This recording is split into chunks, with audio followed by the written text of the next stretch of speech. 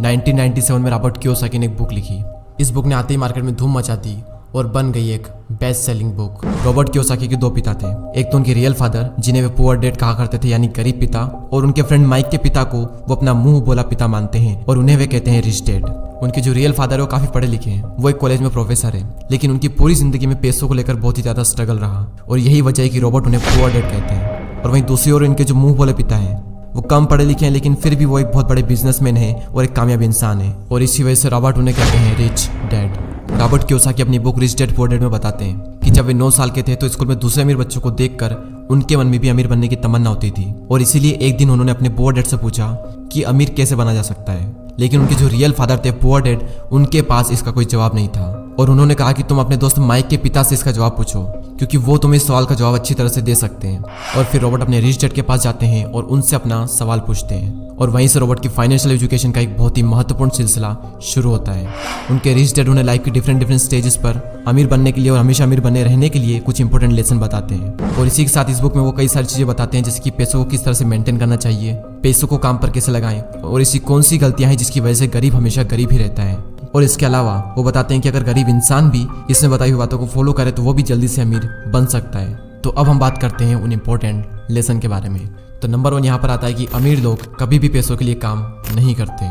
Generally लोग अमीर बनने के लिए बहुत ही ज़्यादा मेहनत करते हैं। उनकी कोशिश ये होती है कि उन्हें एक ऐसी नौकरी मिल जाए जिससे कि हर महीने उन्हें अच्छी सैलरी मिलती रहे, और नौकरी मिलने के बाद वो पूरी डेडिकेशन और मेहनत के साथ अपनी जॉब पर जाते हैं, और इसी के साथ वो ऐसे ट्रैप में फंस जाते हैं जहां से वो कभी निकल ही नहीं पाते हैं। और कई सारे लोग इस तरह से अमीर बनने के लालच में एक रेट रेस का हिस्सा बन जाते हैं। उन्हें पता होता है कि महीने के एंड में सैलरी मिलने वाली है, और इसी वजह से वो लोन पर बड़ा घर लेते हैं, गाड़ी खरीदते हैं, क्रेडिट कार्ड से महंगी महंगी चीजें खरीद लेते हैं, और फंस जाते हैं एक ऐसे ट्रैप में जहां से निकलना बहुत मुश्किल हो जाता है, क्योंकि आपने जो चीजें लोन पर ली है आपको उनका लोन भी पे करना है, और उस लोन को पे करने के लिए आपको कई सालों तक नौकरी करनी पड़ेगी, और आपकी नौकरी से जो भी अमाउंट आएगा उसमें से मैक्सिमम अमाउंट आपको लोन पे करने में ही चला जाएगा।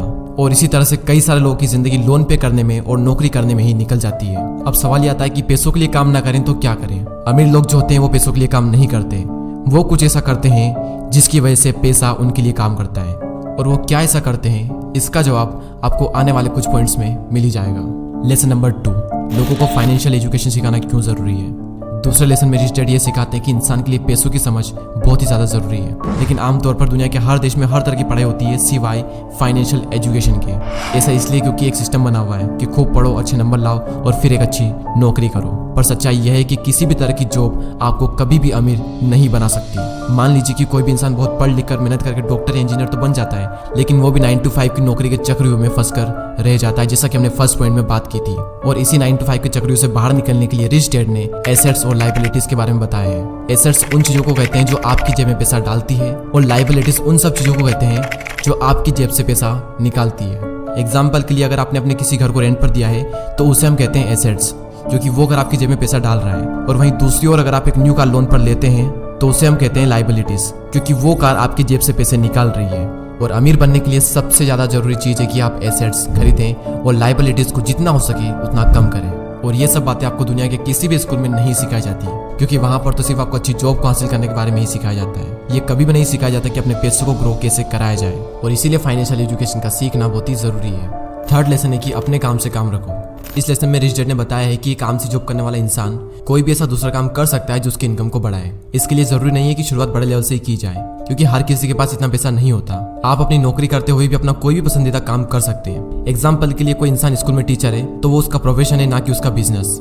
उसका अपना काम वो होगा जो वो खुद शुरू करेगा।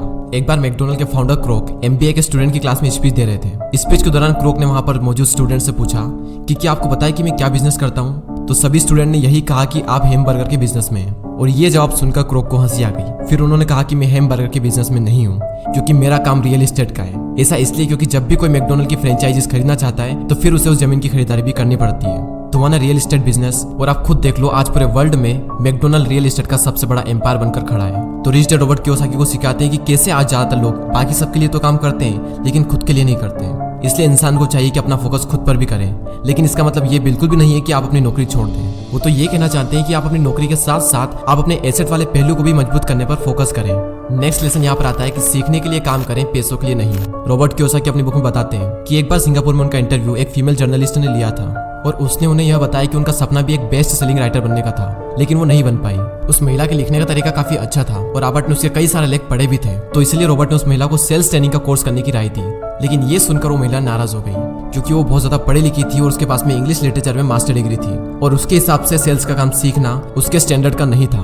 रॉबर्ट कहते हैं कि दुनिया कई सारे पढ़े लिखे स्मार्ट लोगों से भरी हुई है, लेकिन पॉइंट यह है कि पैसा कमाने के लिए सिर्फ टैलेंट की जरूरत नहीं होती। आपको यह पता होना चाहिए कि आप उस टैलेंट को कैसे भुना सकते हो, और जब तक आप ये नहीं जानोगे तब तक आपका सारा टैलेंट बेकार है। और उसी लड़की की तरह कई सारे लोग सीखने के लिए काम नहीं करते।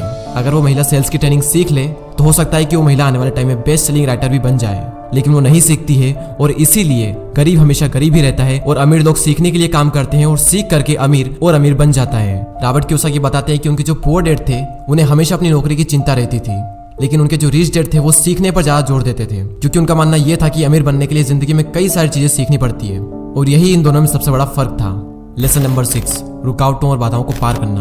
रॉबर्ट कियोसाकी अपनी बुक में यह भी बताते हैं कि कई सारे लोगों को पैसे की समझ तो होती है, लेकिन फिर भी उनके रास्ते में कई सारी ऐसी रुकावटें और बाधाएं आ जाती है जिसकी वजह से वो अपने एसेट्स को ज्यादा बड़ा नहीं कर पाते। और रॉबर्ट ने 5 ऑब्स्टिकल बताए हैं। पहला है डर। दुनिया का कोई भी इंसान हो उसे पैसों का नुकसान तो बुरा लगता ही है। पैसे को गंवाने का डर अमीर को भी बहुत ज्यादा होता है, लेकिन प्रॉब्लम यह है कि पैसे का नुकसान होने के बाद उस कंडीशन से निपटा कैसे जाए। इंपॉर्टेंट ये है कि आप अपने फेलियर को किस तरह से लेते हो। अमीर और गरीब के बीच में सबसे बड़ा फर्क यही होता है कि वो अपनी असफलता का मुकाबला किस तरह से करते हैं। सेकंड जो ऑब्स्टिकल है वो है डाउट। पैसे को इन्वेस्ट करते समय हम सबके मन में डाउट होता है, जो कि हमें जाम कर देता है। हर किसी के मन में सवाल होता है कि अगर मेरा इन्वेस्ट किया हुआ पैसा डूब गया तो क्या होगा, अगर सब कुछ मेरे बनाए गए प्लान के हिसाब से ना हुआ तो। इस तरह के सवाल और डाउट से हम हमेशा डर जाते हैं और जिस भी काम को करने का सोचते हैं उसे शुरू ही नहीं कर पाते हैं। और इसी तरह से हजारों मौके हमारी आंखों के सामने से गुजर कर चले जाते हैं और हम देखते रह जाते हैं। तीसरा ऑब्स्टिकल है आलस, जो कि इंसान का सबसे बड़ा दुश्मन है और इंसान को कभी भी आगे नहीं बढ़ने देता।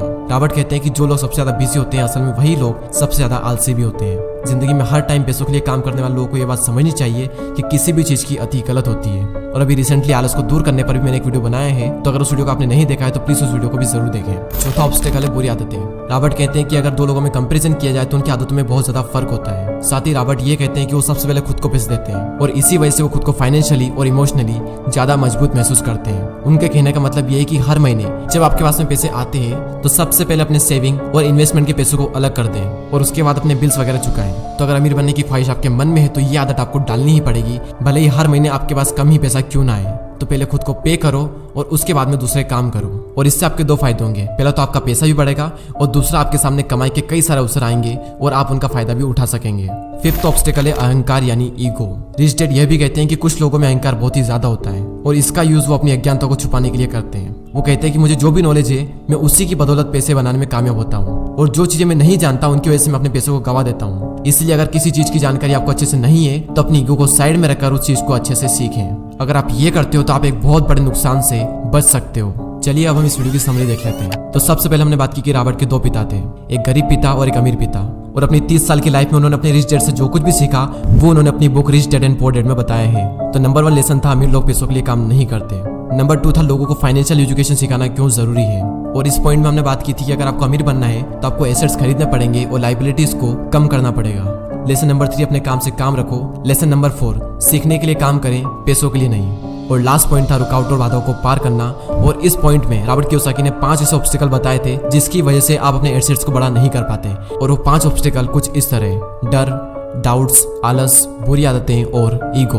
और दोस्तों मैं आप सबको रिकमेंड करूंगा कि आप सबको ये बुक जरूर पढ़नी चाहिए। इस बुक की लिंक नीचे डिस्क्रिप्शन में है। ये बुक आपको हिंदी और इंग्लिश दोनों में ही मिल जाएगी। और अगर अभी तक आपने हमारे चैनल को सब्सक्राइब नहीं किया है तो सब्सक्राइब करके हमारी कम्युनिटी का पार्ट बने। मैं मिलूंगा आपसे अगली वीडियो में। जय हिंद, जय भारत।